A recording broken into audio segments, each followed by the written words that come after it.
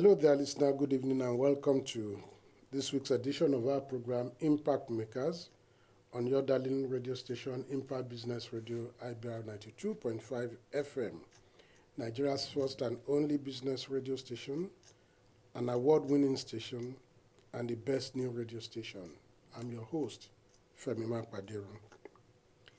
Impact Makers is a program on which we chat with the men and the women who have made significant contributions to the development of this society in all areas of life. We seek to learn from them, benefit from their wealth of experience, tap from their wisdom, and ask them how they have been able to surmount some of the challenges and hurdles on their way to becoming who they are today. How they have risen from obscurity to prominence, how they have turned their challenges into opportunities, and how they have weathered the storms and the vicissitudes of life. And at the end of it all, we usually ask them for their advice. What kind of advice do they want to give to the up-and-coming generation? How can this younger generation be able to impact on their own world when it comes to their time? How can this younger generation be able to make something meaningful out of their own life, and what they will stand to gain in the future and even in the present? My guest on Impact Makers tonight is from the academia. Not only is my guest a professor, but an emeritus professor. She's a woman of substance, highly resourceful, diligent, disciplined, meticulous, and very thorough. She brooks no nonsense, and she is the envy of her colleagues as per her devotion to her duties and commitment to excellence. She's a woman of integrity who is made of a sinner and sterner stuff. A product of Yejide Girls Grammar School here in Ibadan and Queen's College, Lagos, my guest was at the University of Ibadan from 1965 to 1968, where she bagged a second-class upper degree in English, and as a matter of fact, she was a university scholar. She obtained a master's degree in 1974 from the University of Leeds in the United Kingdom, majoring in English and linguistics.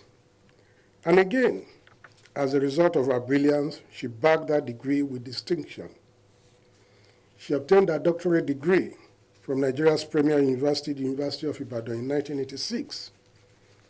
She holds a diploma in the teaching of English as a second language from the Morrick House College of Education in Edinburgh, Scotland. And let me at this point make a confession so that you, my listener, can have an idea about who my guest is tonight. I had to ask my chairman for a 2-day study leave to be able to digest her rich and very intimidating biodata. She's an embodiment of academic excellence and packs so much into impacting on the younger generation. She imparts knowledge to media practitioners and even to children. When you gain admission into the University of Ibadan, you are made to understand that you should not only pass through the university, you should also let the university pass through you. My guest tonight has not only passed through the University of Ibadan, the University of Ibadan has also passed through her, and indeed she has passed through other universities in the world which equally have passed through her. She's a visiting professor at the University of Bayreuth in Germany, recipient of the British Council Link Fellowship on Gender Studies, president of the International Board of Books for Young People, project director, Creative Writing Project, fellow of the Nigerian Academy of Letters, director, Distance Learning Center of the University of Ibadan from 2000 to 2004, and the first woman to become the Deputy Vice Chancellor at the University of Ibadan, and she held that office from 2004 to 2006. In July 2014, she was appointed an emeritus professor of the university. Please join me in welcoming to our studios tonight Emeritus Professor Abiola Odejide of the Department of Communication and Language Arts, University of Ibadan. Madam, you are welcome to our Thank you very studios. much. Let us begin from here. Who is an emeritus professor? Well, an emeritus professor is a professor who is adjudged to have contributed significantly to the field, and who, after becoming a professor, continued to work in that field, making a mark, not just resting on our oars. And not every professor becomes an emeritus professor. The University Senate has a selection body, and each faculty presents its best candidates, and then that body goes through. And in any year, maybe there might be like 5, 4, 6 emeritus professors in the University of Ibadan. Okay. Now, are you saying that an emeritus professor is retired? Yes, an emeritus professor is retired. But continues teaching? Well, continues to impact on both staff and students by teaching, maybe 1 or 2 courses, supervising, and mentoring. Just, I can say, hanging around the department or the faculty, so to say, is a judge to be part of the contribution. Of the contributions. Yes, so you are available for consultation, advice, and you also have, in the case of like University of Ibadan, you have an institutional history. Okay. It means that you know, because you've been there all along, yes. you know the institutional history, and it can guide the newer people in taking decisions and so on. Okay. So in essence, an emeritus professor does not retire? No, you don't retire so you get to keep your office until you perhaps want to let go. No, until you pass on. Okay, so you are there in the system until God says yes. Okay. Enough. That's all. Whereas if you are just a professor and you retire, you have to move out of the office that you and so occupy. yes. Okay. So that's one of the advantages of being an emeritus professor. Okay. Yes. And you still draw normal allowances? No allowances. No allowances, so you are just offering service? You're offering service, basically. Okay, giving something back to the society? The University of Ibadan system, you don't get any allowances, no cash allowances, no. Okay.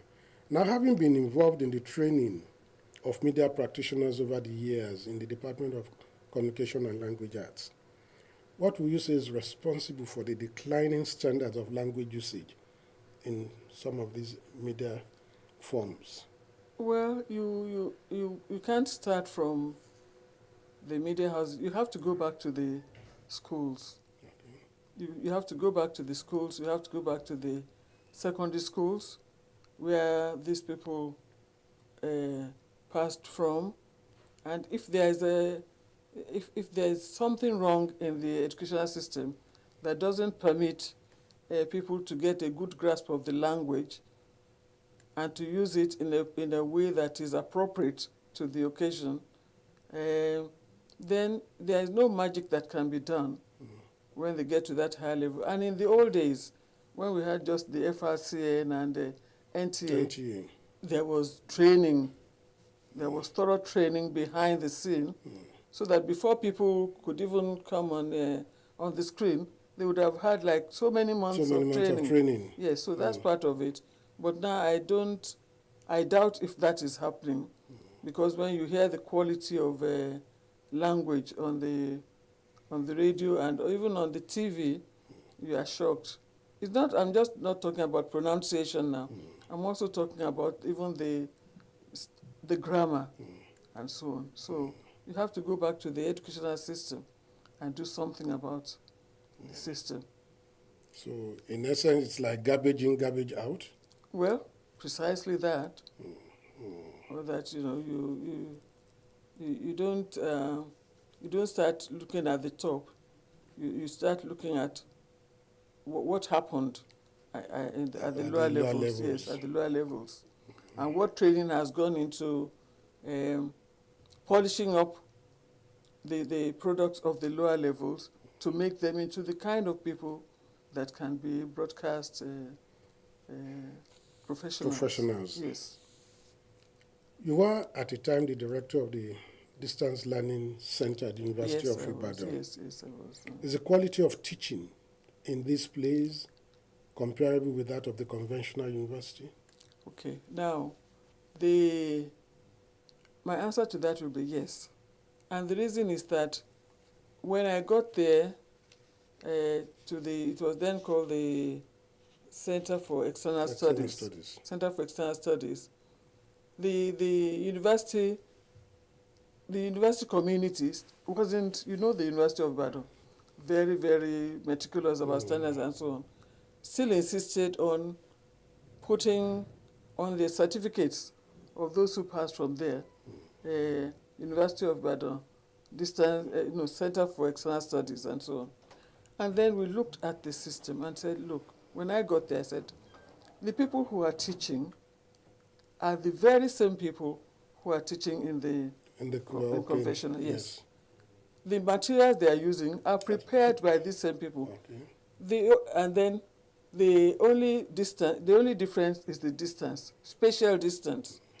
And then they look at the materials while they are in their homes. They do assignments. They do everything, and then when it's time then they come in for revision, and then when they finish the revision, they have an exam that is set by the same group of people. Okay. So, and marked by the same group of people. Their results are processed in the same way as for the regular students. So that was one of the first, I can say, battles I fought to say, wait a minute, let's look at what we are doing again. And so when I was there, the Senate, we pushed for the Senate to remove that Center for External Studies, or even DLC from it, So no longer on their certificates? Well, at the time I left, no longer on their certificates. Okay. But I hear that some things have happened since then. I'm not conversant since then. Okay. My predecessor continued that, but I'm not sure. I'm hearing that maybe there's a difference, but if anything, it's even more rigorous now, because now the Center for External Studies of the University of Ibadan has all the operators, that would find in any overseas distance learning center. Yes. And do they normally graduate with their colleagues in the regular? In the regular, yes. I'm not sure about. I'm not sure about that. But I know they matriculate differently.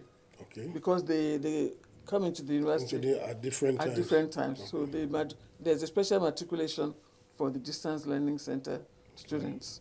And then they go through, and of course you know that if the regular students spend 3 years on the program, the ODL students will spend like 5 years and so on. Okay. So, now talking about their class of degrees, are these degrees recognized? Are they marketable? They are, of course, marketable.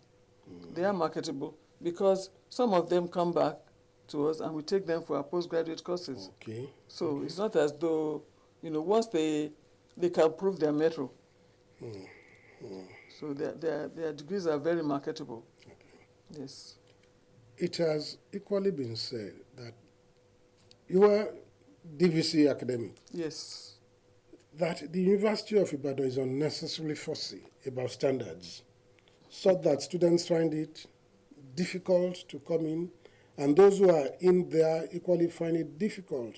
It's like the camel passing through the eye of the needle. Well, that's why UI is called the first and the best. Now, let me just explain, and this time I'm not speaking as an official of the university, but I can say what I know about the system. There was a time when the university system in Nigeria virtually crumbled, and universities were admitting more students than they could really cope with. They didn't have enough lecturers, they didn't have enough space, and so we had a lot of problems on the campuses. And part of what was driving this was that the number of students you got also dictated the amount of money you got. Money you got, yes. Yes. So the University of Ibadan went through that bad patch, that's what I can call it, and then decided, look, this is not who we are. This is not who we are. We don't want students standing outside the lecture hall, because the whole lecture is packed full. So, and we don't want, the kind of crowding in the lecture rooms, and also where they live, in the hostels and so on, because that makes for a lot of, behavior that is undesirable. So the University of Ibadan then said, what do we have that other universities don't have? What we have is a crop of very experienced, very knowledgeable professors and lecturers. Why don't we carve a niche for ourselves and emphasize our postgraduate studies? Because when we look, most of the people who lecture in many Nigerian universities are products of the University of Ibadan. Why don't we carve a niche for ourselves in that area? There's no regulation about fees and this and that, with that.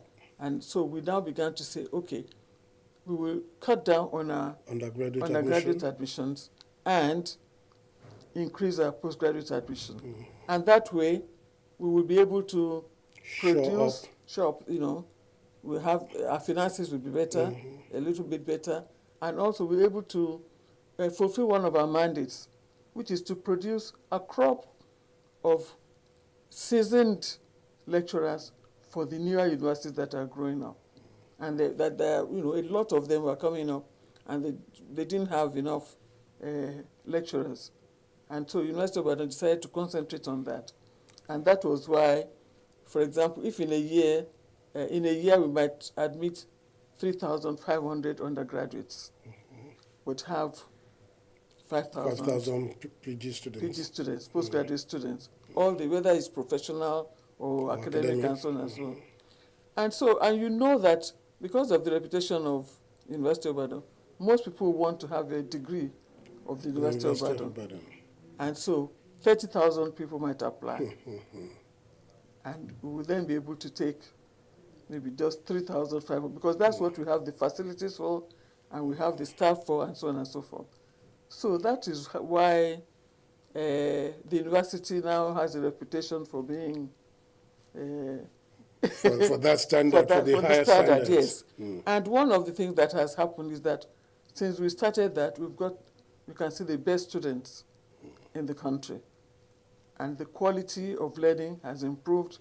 The quality of teaching has also improved. Madam, let's look at this issue. Very recently, the Federal Ministry of Education came up with a policy abolishing post-UTME. Has that not impacted on standards of admission? It will, because the act of each university enables them or mandates them to select their own students. So JAMB should be like a kind of clearinghouse. It was because of the issues that the universities had with JAMB that they introduced the post-UTME.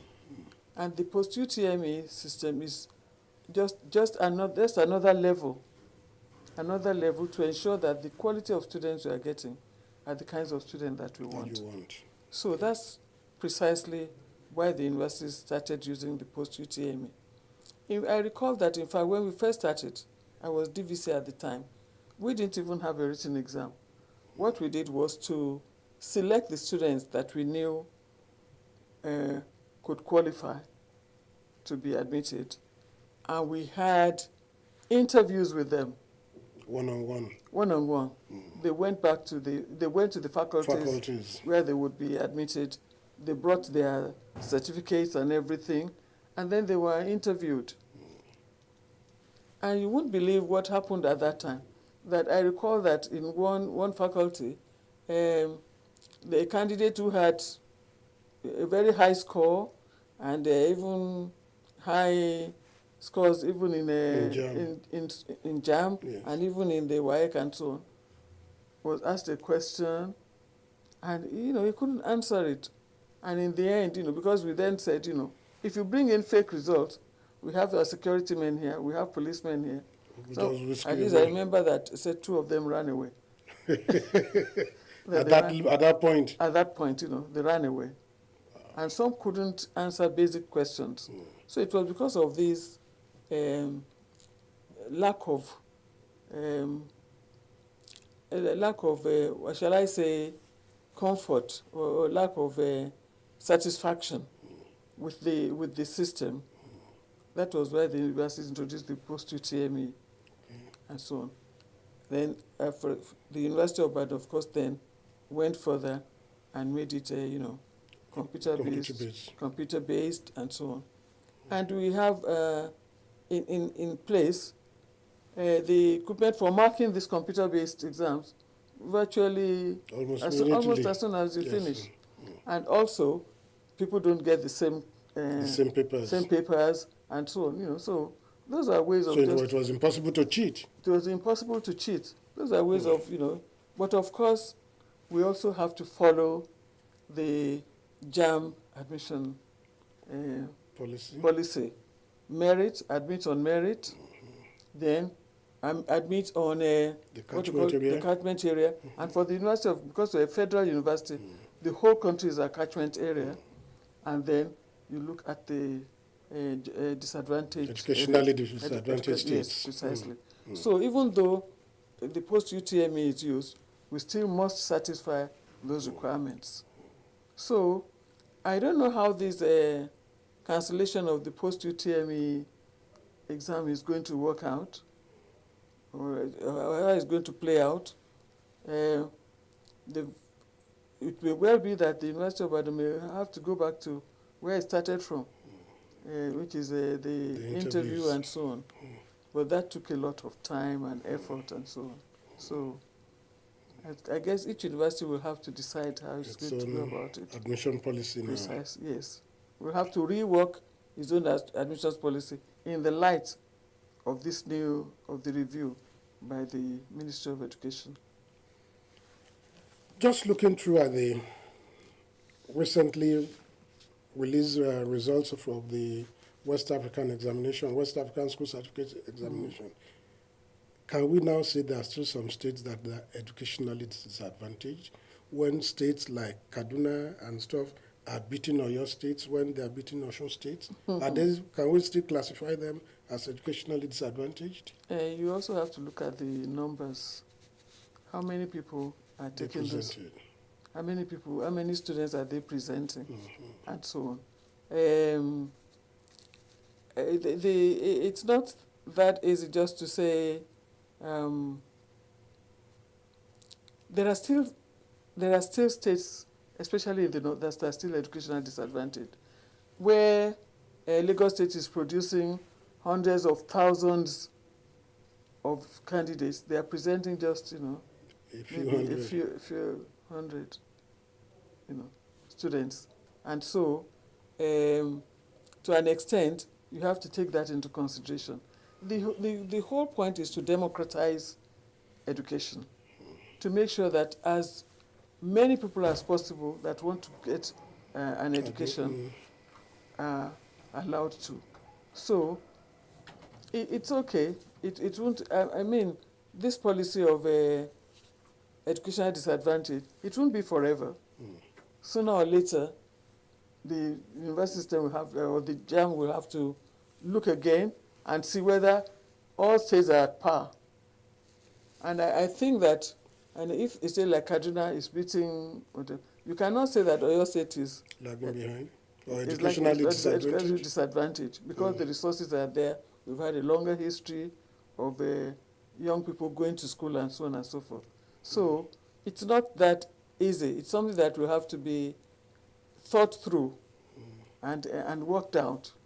And you are saying, out of the pool of young people in this state, what percentage of them are going through high school? what percentage do we want? So those are some of the considerations that you look at. As DVC academic, Yes. what are some of the challenges that you faced and how were you able to resolve some of these? As DVC academic, the challenges were some of the ones that we've just talked about here.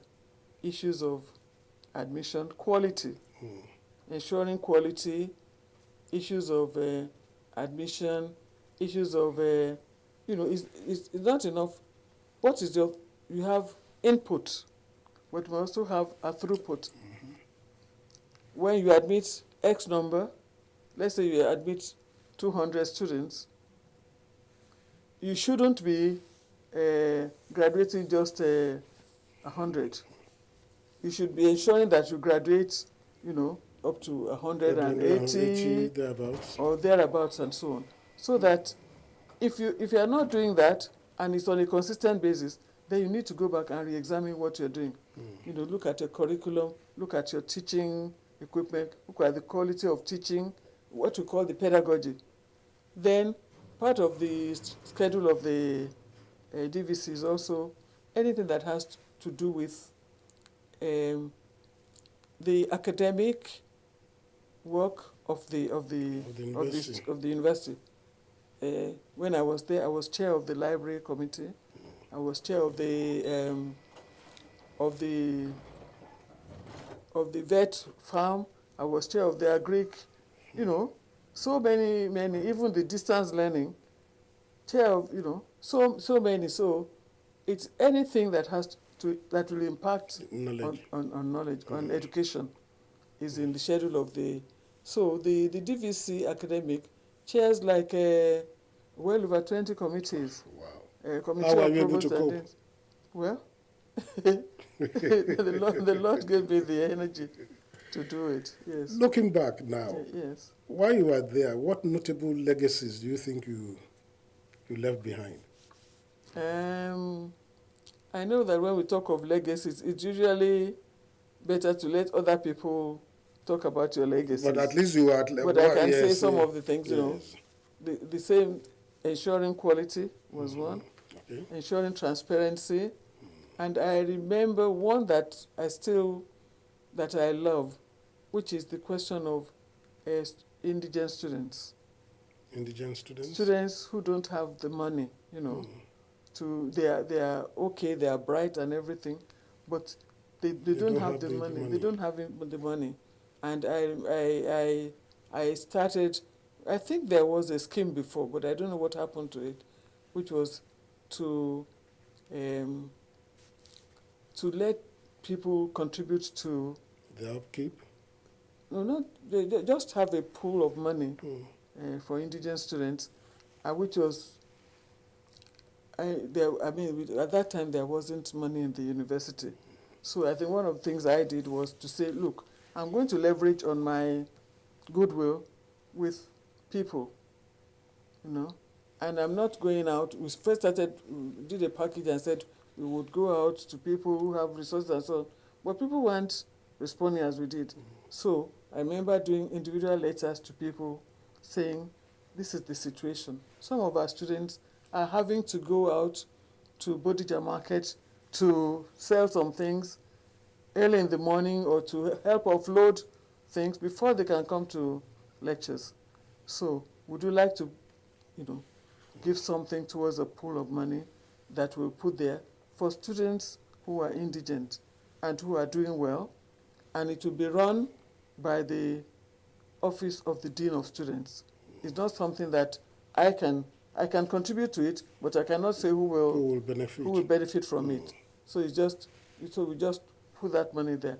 And I remember one man who had worked in the university and had retired. He just walked into my office one day and said, I just came to say that I heard that you have started this. I want to give my own money. I want to give. It wasn't that he had that much money, but he said he wanted to give some money towards it. And with that, we got many university lecturers who didn't even know that such a thing was going on, then contributed what they had. And that, because I knew that I wouldn't always be there, we got it institutionalized Okay. so that, it would run. People would still give some money if they want to, so that students will never have to, or don't let me say never have to, will not be compelled to do that. To do that. Yes. But, Yes. but how are you able to identify such indigent students? They would apply. They would apply. And Or if there'll be they're... a process for verifying. Oh, yes, definitely. Or some of their, a lecturer's job is not just teaching and Okay. research. Okay. Students walk into your office and, Share some share confidences. some, precisely, Mm. share some. I remember that what really moved me was one year going to Bodija Market and seeing a student. He had this cap on and he covered his face so that you couldn't see him very well. And he was selling these things that nylon wrappers. Okay. He offered me. Then I took a second look at him. I said, "Wait a minute. I know this face. I know this face. You are in my department. What are you doing here?" He said, "Oh, that he's finished his project. He has to type it and bind it and so on, and he didn't have the resources." Final year student, about to graduate, having to do that. So I recall, I wasn't DVC then, asking him to come back to the department and asking our colleagues to put together some money for him to, to finish his project and so on. So when you are sensitive to what's going on around you, then you will then know what to do. So those are the kind of things. And then in my church too, there were students who were saying that, because we also have a scholarship scheme, and there are students, when we interview them, they will say, "Oh, how have you been managing?" They say, "Well, I go to Bodija to help offload things from the goods there. From buses and trucks. About 4 a.m. and so on and so forth." I said, "Okay, even if you are going to work, there is a work scheme. I mean, if you are going to work, it's not that kind of work that should be engaged in. That you should be engaged in and so on. It's dangerous and so on." So those are some of the things that motivated me to start this scheme for indigent students. I hope that is still going on. Okay. So that's some yes. One legacy that is enduring. Precisely. Well, we thank God for that. Yes. The private universities and public universities, where do we draw the line as per standards? You want to get me into trouble. Well, when the public universities have chosen their students, then the private universities choose their students. But I must qualify that. There are people who deliberately want to send their children to private universities because they know that there is a time for admission when they will come in, matriculate, and a set time when they will graduate. What was happening in the public universities was that with the different strikes by the different unions and by students and, all kinds of things, students weren't sure when they would graduate and so on. And also, there were complaints that lecturers were not coming often to class. Some lecturers weren't coming because they were busy teaching in other places and so on and so forth. So some people want to put their children into this. It's a very expensive system. But I know that I taught for 1 year in a private university, and I know that some of the students there are not children of the rich. There are some parents who are taking money from cooperatives, loans and so on and so forth to put their children in these universities because they are sure that the students will matriculate at one time, graduate at a particular time. That was certain. That was certain. And then the quality of teaching is quite high. But then you have to be selective about the private university that you send your child to. Because it looks as if a private university, establishing private universities is now a business-making venture. And it's amazing what's happening. You look at their premises, you look at, wonder. even the standards and so on. You look at the lecturers, the list and so on. So I will say, I will not just give a broad generalization. I will say people have to consider what they want. If you want, anywhere, even up till now, if you have a certificate of the University of Ibadan or some of the first generation universities, as we say, they're still way above. Well, there's a respect for you in the job market. Let's put it that way. Okay. But some of the private universities are also building up a reputation for themselves. I don't want to name them. They're building up a reputation for themselves. And in one of the areas that I see them doing that is in the area of entrepreneurship, Which is perhaps lacking which is perhaps lacking in these public universities. Or at least it's not pursued in the same aggressive way as they pursue it. So I want to give private universities kudos for that. Those who are doing it well. Yes. One of the things that has been said to be going for these private universities is the emphasis on morality, particularly discipline. There's a dress code, there's a dress culture, as opposed to what you have in the public universities. What's up? Well, let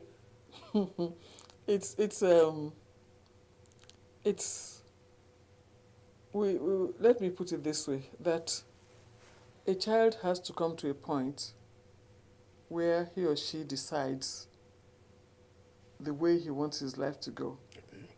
You cannot keep policing A child all around. Precisely. Policing university students. You must get an exit before you go out. You must come back at so time. It's not just like the old boarding school, high school, in which the whole mistress or whole master is going around and so on and so forth. One of the things that a child, don't let me say a child, a student, An undergraduate must get from the university is that self-discipline. To know what he or she wants from life.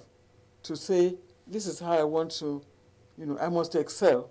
I must do this, I must do that. Not have anybody running after you to say, you must be at prep at this time, you must go to the library at this time, and so on and so forth.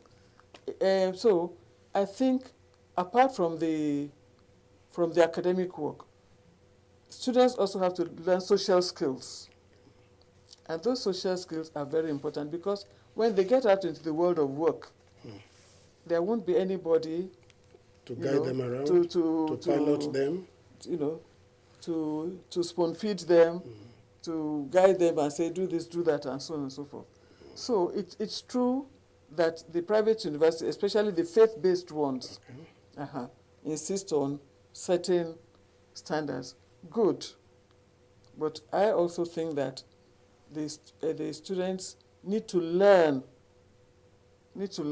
how self-discipline, how to conduct themselves so that they won't become a problem to themselves and to the society. Yes. You have been involved in the teaching of English. Yes. As a second language for quite some time. Yes. What can be regarded as Nigerian English? Well, Nigerian English is the type of English, the dialect of English, the accent of English that, and you may say this is elitist, that educated Nigerians accept as being of a high quality. And when I say educated Nigerians, I know that not all educated Nigerians speak that.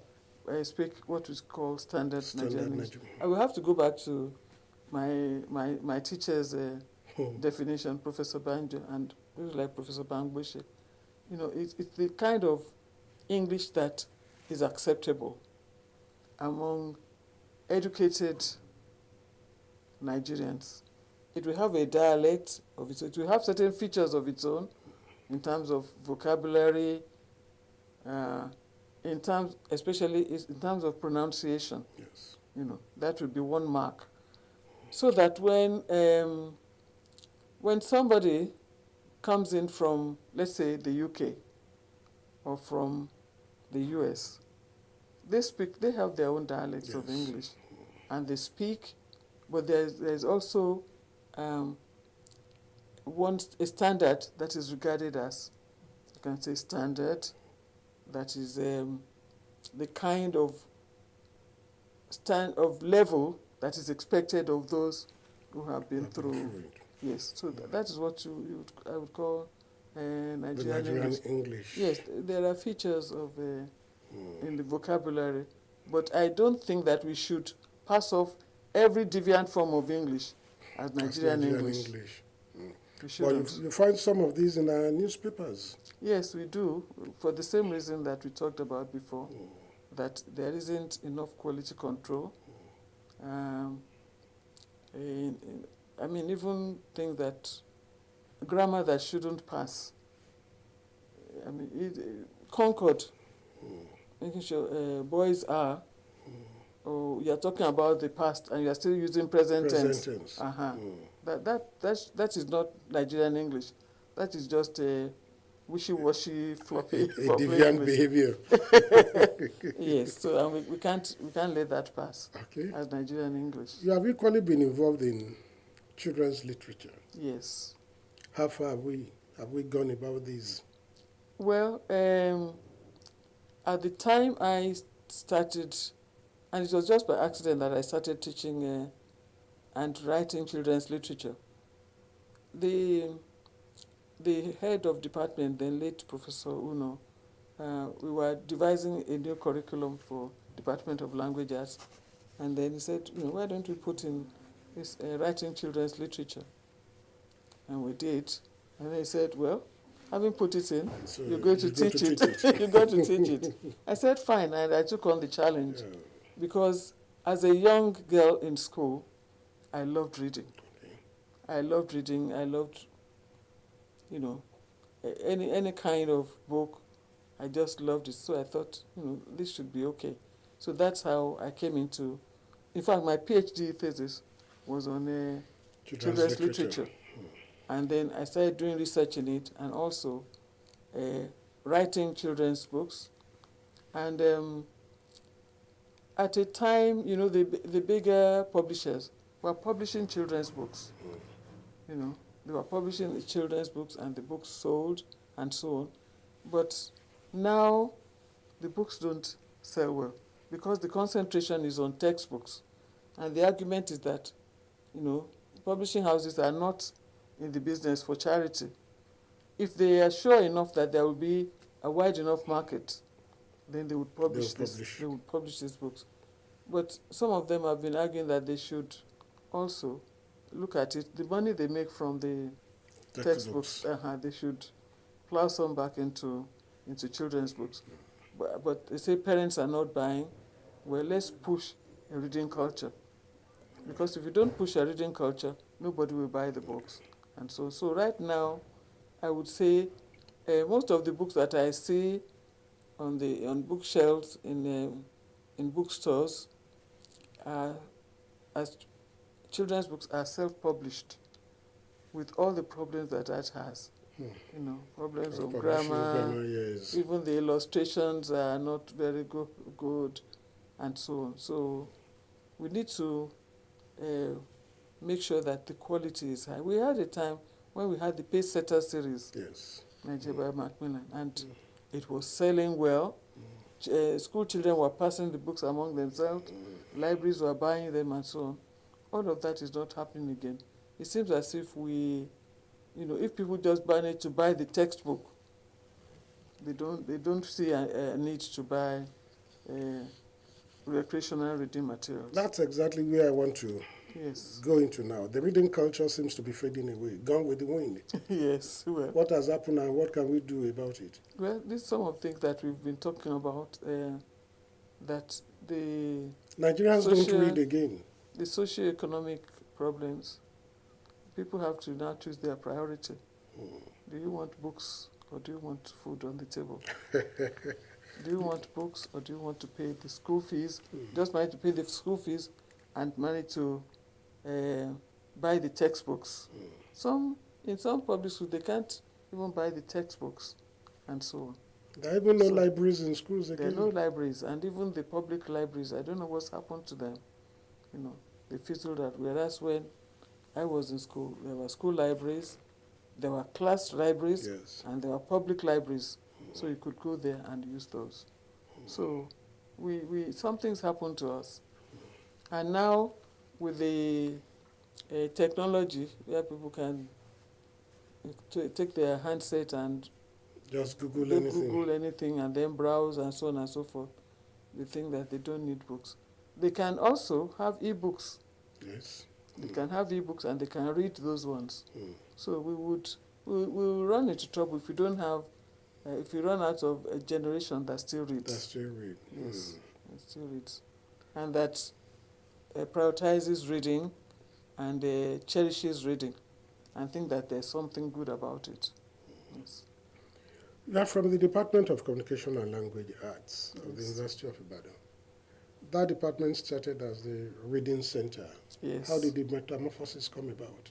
Well, it started as a reading center because there was a grant, I think, from the Rockefeller Foundation to promote reading in the university, because reading for academic purposes in the university. So that was how it started. The late Professor Uno, who had trained in America and knew how this was taught, was working there. Professor Banjo was there and so on. And there was also one professor from the UK and so on. So they started that. And then sooner or later, so students all over the university were supposed to do those courses. But it was like just an enrichment course. It wasn't a compulsory course. Soon, the thinking began that, look, it's not only reading for academic purposes that students need. They need writing for academic purposes, Yes. listening, and writing. And that's how the department metamorphosed into a Department of Language Arts.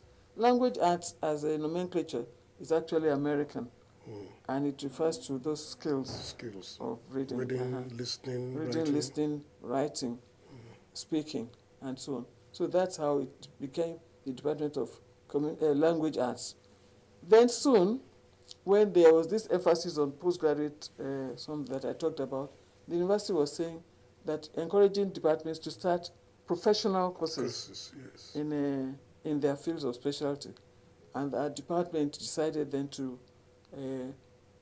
branch into the area of communication, because that's a natural area, it's a cognate area.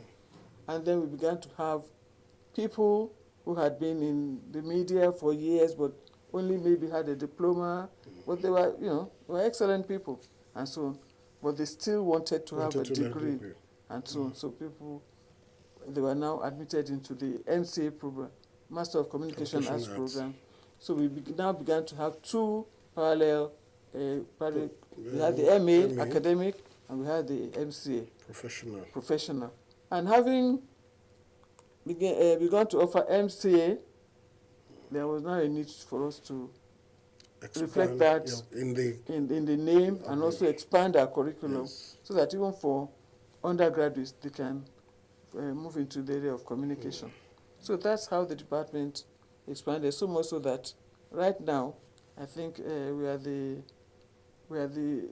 department most sought after in the Faculty of Arts. Yes. And will you say that's what has accounted for the high entry standard? Oh yes, definitely. Definitely.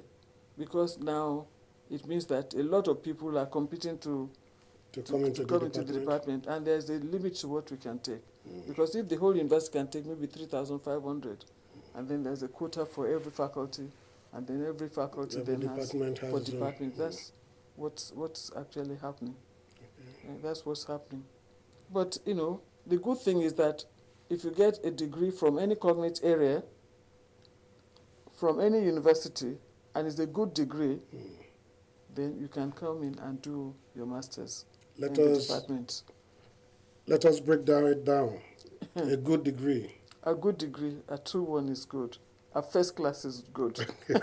A first class is even better. It's better. A first class is good. A 2-1 is better. good. It's good. A 2-1 is good. A 2-2, well, Passable.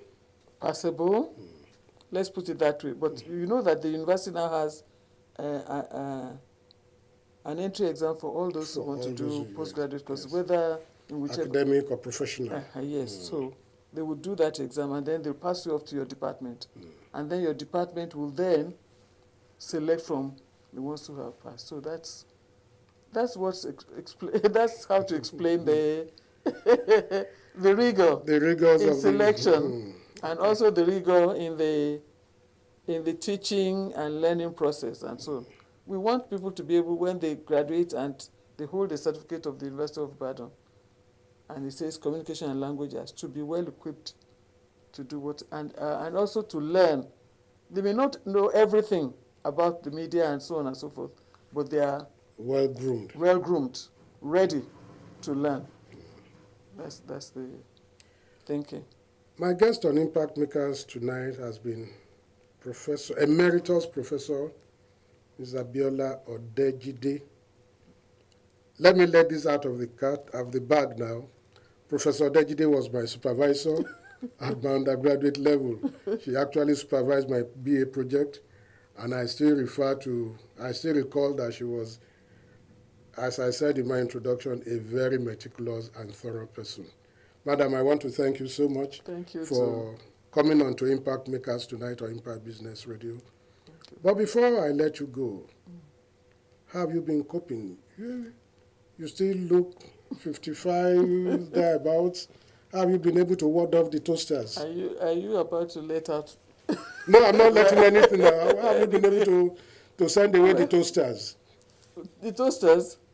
Well, I will show them my white hair. Then they will know. Then they will know. And then with you now, talking about me being your supervisor and teacher, yes, people will put 2 and 2 together and say, no way. Thank God for a good life and good health. So that is it. The reward of the teacher, they say, is in heaven. Well, my reward has started here. When I see my students, sometimes I don't even know them. They are looking so prosperous, especially you men. You're looking so prosperous and looking so big and so on. And when they say, Ekwele, then I say, Ekwele, oh. I say, don't you know me? You taught me in 80-something. I say, well. So I'm talking of the 70s now. Yes. So I'm happy to see what they have become, and they are doing so well. And I'm also happy to say that they have good memories. If I didn't teach them well, or if I skipped classes, they would still remember, and they would, talk about that. So I'm happy about that. Once again, Madam, I want to say thank you for featuring on Impact Makers tonight. My pleasure. And I hope that some other day when we do call on you, maybe to be a resource person on one of our programs or one of our teaching series, you'll gladly oblige us. Oh, yes, readily. Thank you very much, ma'am. Thank you, too. And so this is where I'll draw the curtains on tonight's edition of Impact Makers. My guest, once again, has been Professor Mrs. Abiola Odejide, Emeritus Professor of the Department of Communication and Language Arts, University of Ibadan. And on behalf of my chairman who has provided this platform for us to be able to express ourselves, on behalf of my studio engineers, Dayo Balogun and John Osigwe, I'm Femi Makpadiron. I wish you a very pleasant evening.